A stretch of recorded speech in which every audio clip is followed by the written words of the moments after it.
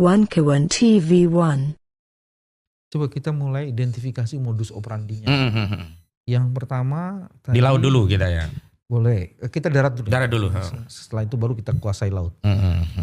Yang pertama adalah wilayah-wilayah itu tiba-tiba diuruk. Cuman sebelum diuruk PSN dibesar-besarkan dulu gitu ya. Oh ini wilayah PSN, ini wilayah Enggak, PSN. yang wilayah pertama PSN. rencana bisnis mereka seperti apa. Kemudian ada peta tapak yang mereka siapkan seperti apa. Nah, tanah yang masuk rencana bisnisnya mereka itulah baru mereka lakukan upaya untuk menguasai. Tahapan menguasai pertama apa? Secara hukum. Membuat sertifikat seolah-olah menguasai tanah itu. Setelah punya sertifikat, baru dia ada sebagian yang bernego, mau jual nggak? Kalau nggak kita bertarung. Kalau ada juga sebagian yang langsung diuruk. Dalihnya apa? Karena secara de jure kami punya sertifikat. De facto siapa yang dipakai untuk menguasai? De facto preman-preman. Saya nggak mau sebut preman ini. Koordinator terkenal lah se-Indonesia, se-Nusantara preman ini. Dia yang kemudian ngusir orang-orang yang ditambak, ngusir orang-orang yang ada di sawah, dia pasang pelang. Kemudian dalihnya apa? Tanah ini kami kuasai berdasarkan Sertifikat. AJB ini dan kiri ini atau AJB ini dan sertifikat ini. Padahal ini bikinan mereka. Jadi secara de jure dia kuasai dengan apa namanya alas hak yang mereka ciptakan. Secara de facto dia kuasai dengan preman. Nah kalau terjadi ya upaya hukum, dia udah siapkan itu di pengadilan. Mafia di pengadilan. Gak ada yang pernah menang perkara di pengadilan negeri Tangerang melawan Ago Jali, Freddy dan Hendri. Semuanya kalah, bisa dicek di pengadilan. Karena udah mereka siapkan juga. Jadi yang nunggu perkara di kepolisian untuk kepentingan kriminalisasi sudah ada. Yang nunggu di pengadilan sudah ada. Makanya sekarang masyarakat enggan mengambil upaya hukum di pengadilan. Kenapa? Begitu menggugat malah melegitimasi pencabutan status mereka. Baik di petun mereka nggak mau. Makanya di sekarang ini Pak Bambang banyak yang berharap ini. Kasus ini membongkar, menjatuhkan aguan sehingga apa? Hak mereka bisa kembali. Karena mereka udah nggak percaya kalau pakai proses hukum. Kok jadi menjatuhkan aguan itu kok emang jadi Dia jahat sekali aguan itu.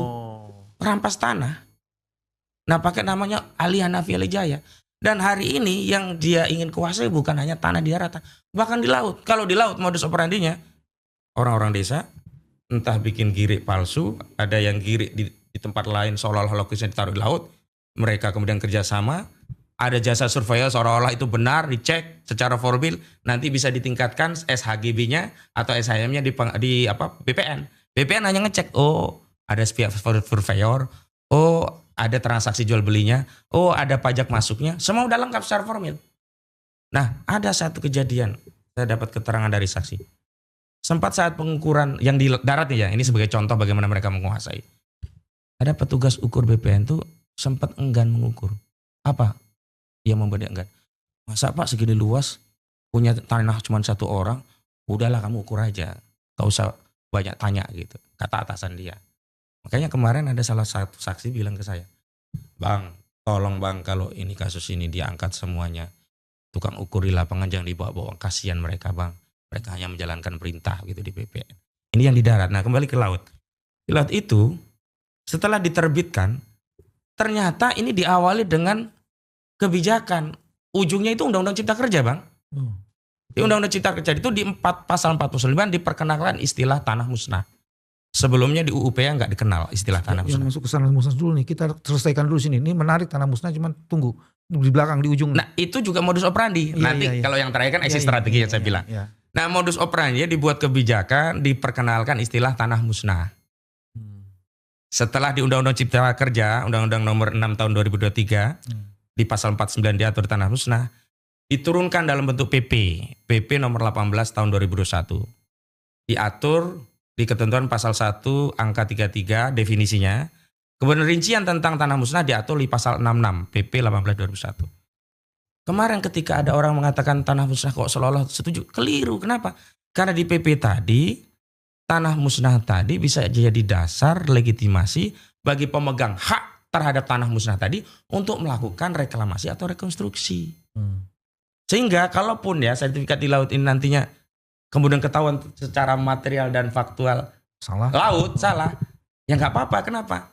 Karena sudah diakui itu sebagai tanah musnah. Dengan demikian dia punya hak untuk merekonstruksi atau reklamasi sesuai dengan ketentuan pasal 66. Bahkan bukan itu saja Bang. Pasal 66 selain dia punya hak mereklamasi, juga punya hak dapat uang kerohiman juga. Udah ngerampas laut, dia minta uang kerohiman gitu. Saya mau berhenti di situ dulu, saya coba nyimpulin. Pertama, kejahatan yang paling sistematik, terlengkap, dan well prepared itu terjadi di wilayah yang disebut sebagai wilayah yang diberikan PSN untuk PIK 2. Gitu ya. Betul. Jadi itu hampir seluruh modus operandi kejahatan itu bisa terjadi di situ. Bisa. Satu itu. Kenapa modus operandi itu begitu dahsyat? Karena dia melibatkan begitu banyak orang. Dan seolah-olah ini sudah diorkestrasi dengan konduktor yang luar biasa. Tadi dari cerita Mas Ahmad itu disebutkan satu lembaga penegak hukumnya sudah dikuasai. Premannya sudah dikonsolidasi. Gitu ya. Sudah gitu aparat-aparat juga menjadi bagian dari instrumen. Betul. Dari para pihak ini. Terus sudah gitu ada cara juga. Mereka sudah mendapatkan legalisasi. Jadi ini legal criminal ya kayak gini nih. Iya, ya betul, kan? betul. Legal criminal. Dia sudah ada alat penguasaan haknya itu sudah dimunculkan lebih dulu. Dengan penguasaan hak itu dilakukan proses santunan atau tekanan. Atau kombinasi dari keduanya. Yang mau diajak nego, dia nego. Kalau enggak langsung diuruk. Atau ada teror. Semacam itu. Dan itu terjadi sangat sistematis sekali. Teman-teman, itu terjadi di wilayah yang tidak jauh dari pusat kekuasaan. Jadi kalau sampai negara tidak terlibat dan mau mengambil bagian untuk menyelesaikan kasus ini, negara bisa dituduh tidak hadir. Bahkan bukan hanya itu. Bagian dari pelaku kriminal. Dan ini yang disebut dengan state corruption. Tadi saya mau lihat dulu nih. Terrorizing masyarakatnya itu seperti apa sih? Salah satu kutipannya. Begitu terjadi negosiasi, Ali Hanafi Ali Jaya cuma bilang, lo jangan macam-macam. Kalau lo nggak mau, gua lelepin lo ke empang. Itu explicitly ada orang yang membuat pernyataan kayak gitu? Iya, Ali Hanafi Ali Jaya kepada saksi yang kami temui ketika negosiasi terjadi alot. Kan begini, tanah itu kan awalnya diinformasikan ditawar 200. Dari Ali Hanafi Ali Jaya, orangnya Agung Sedayu.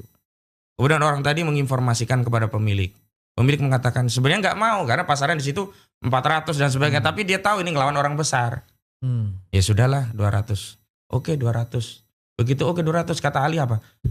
200 kan kemarin, kalau sekarang nggak bisa 150. Loh kok 150? Iya 200 itu kemarin. Lah ini kan bingung, baru menginformasikan ke pemilik kan. Begitu sampai lagi ke pemilik, turun 150. Loh kok 150, kemarin kan 200. Ya udah deh nggak apa-apa. Begitu nyampe lagi 100. Begitu 100, nah akhirnya mereka mengatakan di pemilik, ya sudahlah kalau gitu kita selesaikan aja di kepolisian. Tapi begitu sampai di kepolisian, ya siapa yang menang? Mereka udah dikuasai semua. Udahlah kepolisian kita udah dikuasai nih sama grupnya Ali Hanafi Ali Jaya ini, orangnya Aguan ini. Nggak ada kedaulatan institusi kepolisian kita kalau untuk masalah untuk yang berkaitan dengan PIK 2 gitu. Makanya saya sudah berkali-kali, ini kayaknya nggak bisa selesai kalau belum Pak Listio ini diganti. Karena ada semacam apa ya, Iwapekiwan atau apa ya jasa.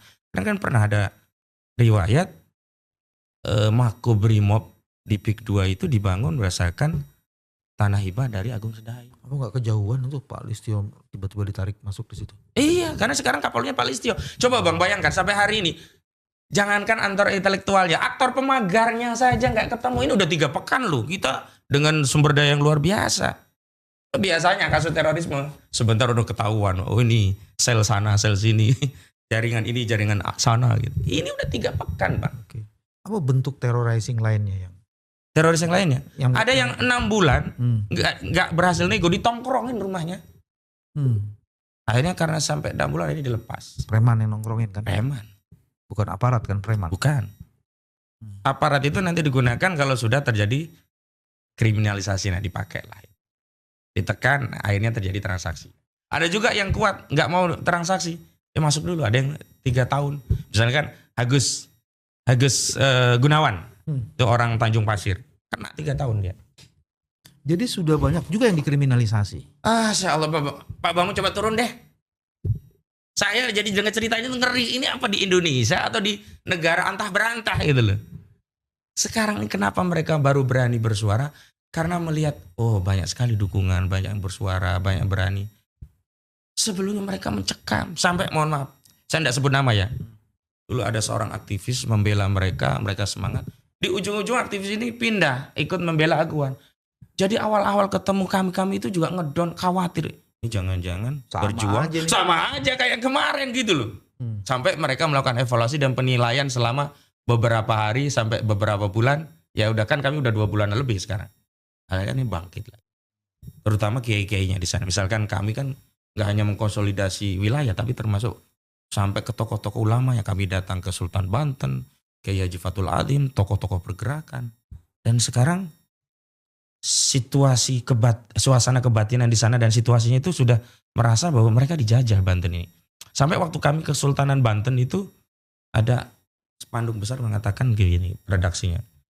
Banten bukan Singapura dan tidak akan pernah menjadi Singapura.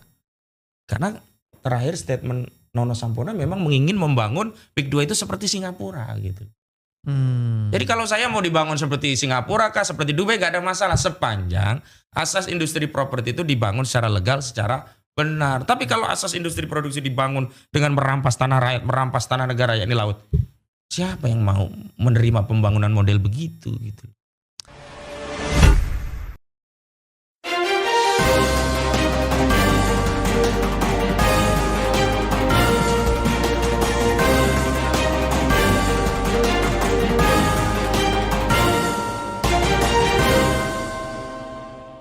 One Kawan TV 1.